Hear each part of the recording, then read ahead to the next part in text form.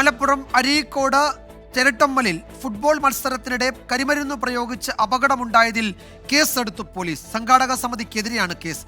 പടക്കം പൊട്ടിത്തെറിച്ചും തിക്കിലും തിരക്കിലും പെട്ടും 47 പേർക്കാണ് പരിക്കേറ്റത്.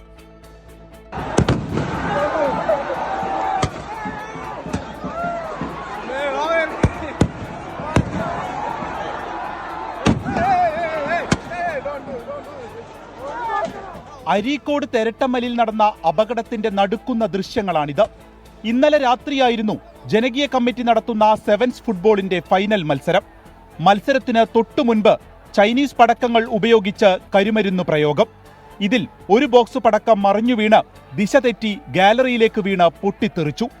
കുട്ടികൾക്കാണ് കൂടുതലും പരിക്കുപറ്റിയത്. പൊള്ളലേറ്റതിനു പുറമെ ആളുകൾ ചിതറിയോടിയതിനെ തുടർന്നും പരിക്കുപറ്റി. 47 പേർ ചികിത്സ തേടി. ഇതിൽ 3 പേരുടെ പരിക്ക് സാരമുള്ളതാണ്. ആരുടെയും നില ഗുരുതരമല്ല. വീണ്ടും കളി പുനരാരംഭിച്ചെങ്കിലും കൂടുതൽ ആളുകൾ സ്റ്റേഡിയത്തിലേക്ക് കയറിയതിനെ തുടർന്ന് സംഘർഷാവസ്ഥയുണ്ടായി. പോലീസ് ഇടപെട്ടാണ് ശാന്തമാക്കിയത്. പോലീസിന്റെയും ഫയർഫോഴ്സിന്റെയും അടക്കം അനുമതി വാങ്ങിയിട്ടുണ്ടായിരുന്നു എന്ന് ജനകീയ കമ്മിറ്റി പ്രസിഡന്റ് 24-നോട്.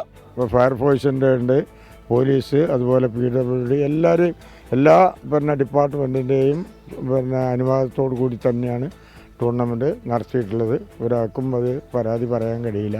അലക്ഷ്യമായി പടക്കം ഉപയോഗിച്ചതിനും അനുമതിയില്ലാതെ കരിമരുന്ന് പ്രയോഗം നടത്തിയതിനും അരീക്കോട് പോലീസ് കേസെടുത്തു.